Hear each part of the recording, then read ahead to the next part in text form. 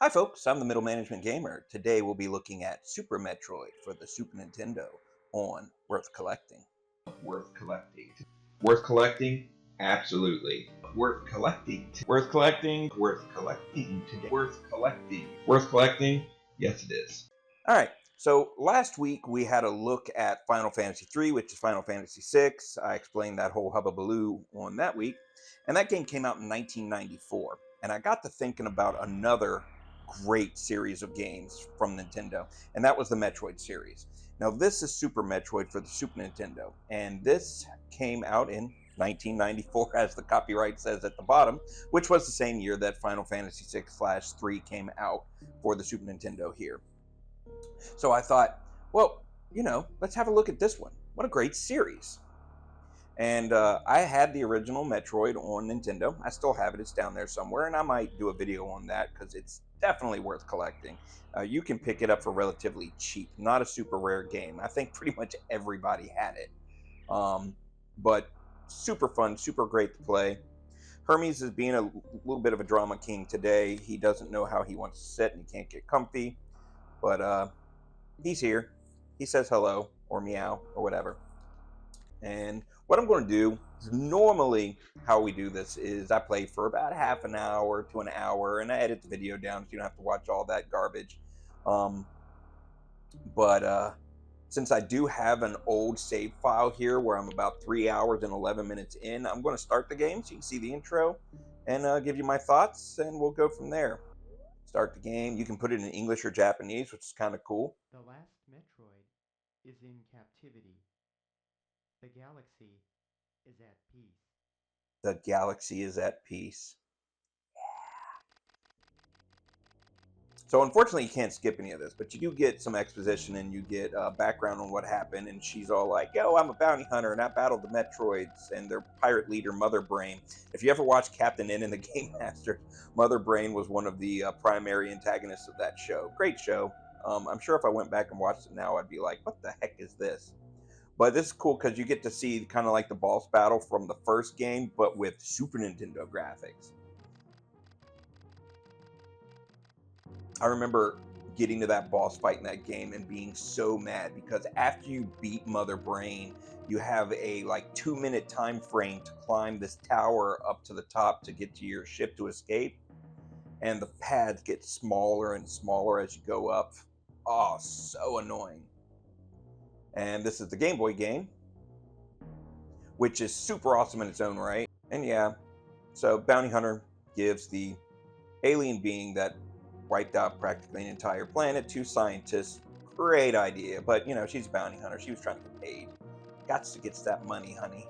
It's got a gripping storyline right off the bat. It's like, oh, these super bad aliens, and I killed them, and then I found more, and I captured one, and I gave it to scientists, and everything's great, and I'm leaving, and I'm going to do more bounties, and then, oh, I get about 5 minutes away, I get a distress call.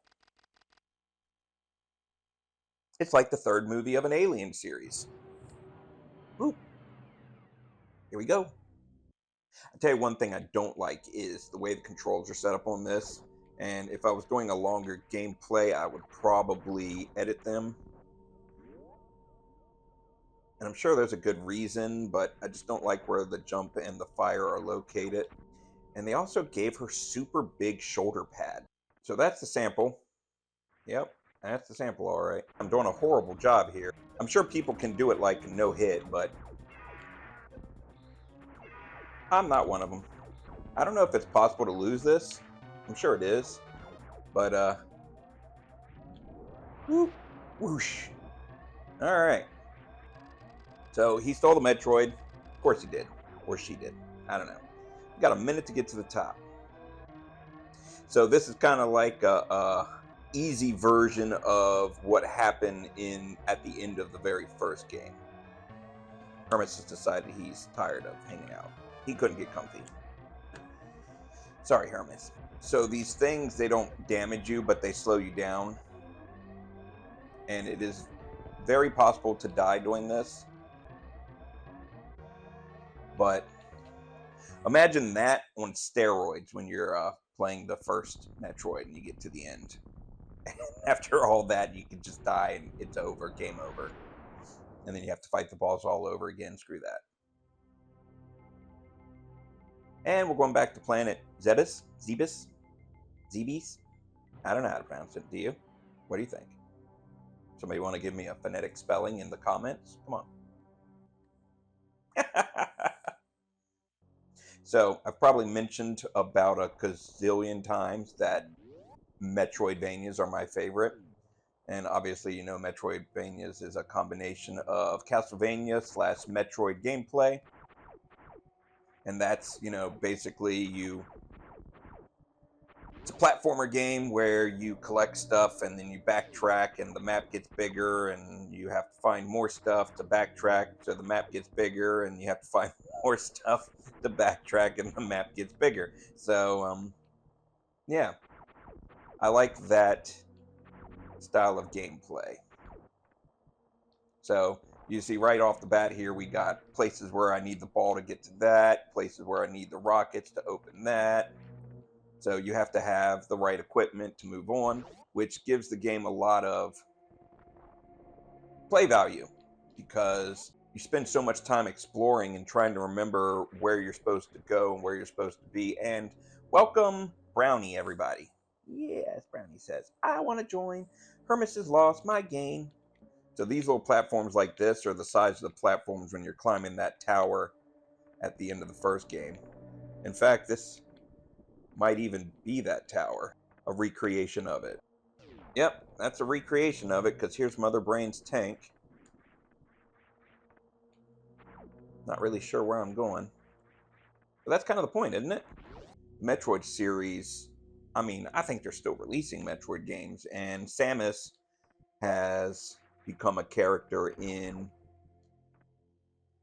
Smash Brothers. One of my favorites to play with if I'm playing that.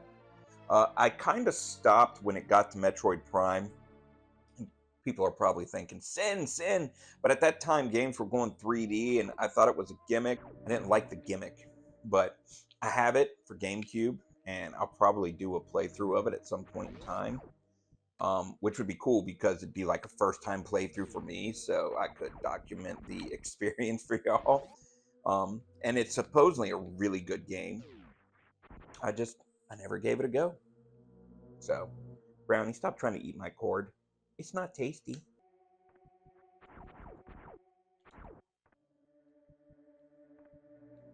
Ah.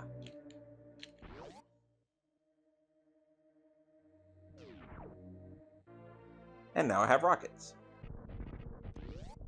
Takes 5 of those rockets to blow open a pink door. I can tell you, like, right off the bat, I just want to go and explore this entire planet. I mean, this game is great. In the original game, you could shoot up or you could shoot over. They've added diagonal fire, which is helpful.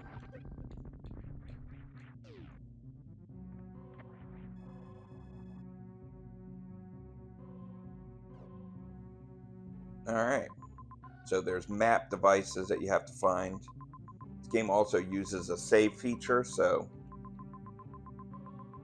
pink stuff is places I've been. And you can see there's a save point right there. I'm assuming that's what that S is. That leads down to Brimstar. That leads to Meridia. They're different parts of the planet. We're going to get to the save point, and then I'll boot up the other file so you can see what else I've done. It wouldn't let you save until you got the morph ball.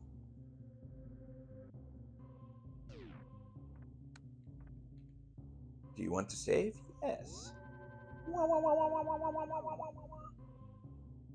So we've reached save point. So now we can look at the other file. I'm going to try to do this and not lose Brown. It's a task. It's a task, but we're going to try to do it. We're going to reset the game, and we're going to reset the cat. All right? Here we go. It's okay, baby. He's okay. He's okay. He's a baby.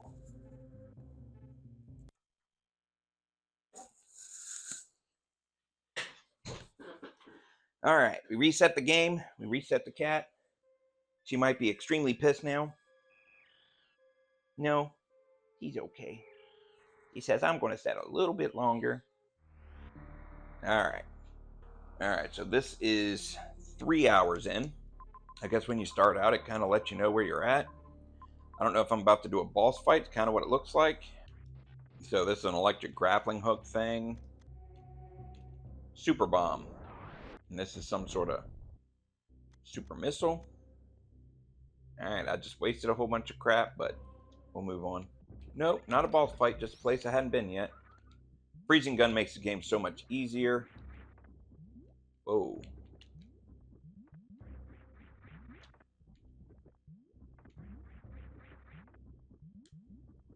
Rockets up there. All right, you see those metal things up there?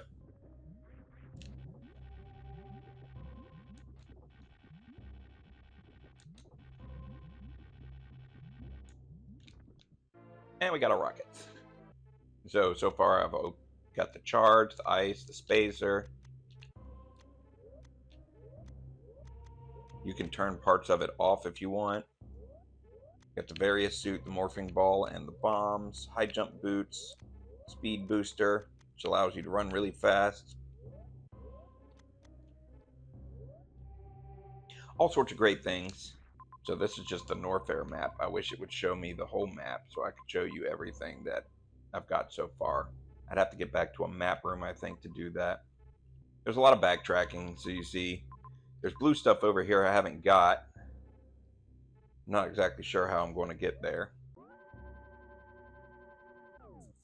Alright, so Super Metroid, worth collecting. So let's look at a couple of factors. This cart, just by itself, loose, $57. You have the box and the manual, it jumps up to about $270. If you have it factory sealed, you're looking at just shy of $900. So as far as like playability wise, you know, $60 for the cart,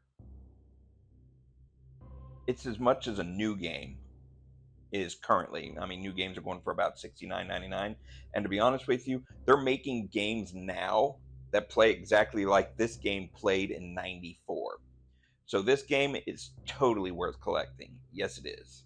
You know, unfortunately, we didn't have a lot of space to store like our video game stuff back then because we were kids.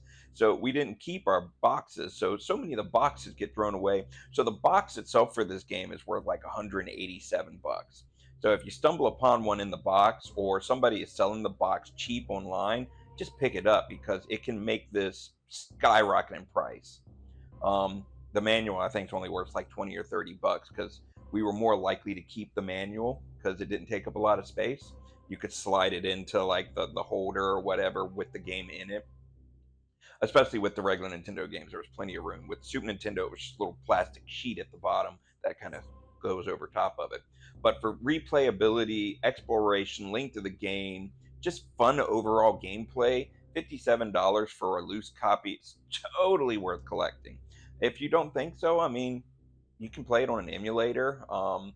If you have like a one of the newer Nintendo systems, I'm sure they have it in like their Nintendo Arcade or whatever. I don't, so I don't ever get to play any of those like that. I have to collect them retro, but that's all right. I enjoy it, and I hope you do too. So once again, Super Metroid for the Super Nintendo, definitely worth collecting. And if you enjoyed this video, make sure you give me a like and a subscribe, and we'll see you next time. Say bye, Brownie. Bye. Hop up, girl.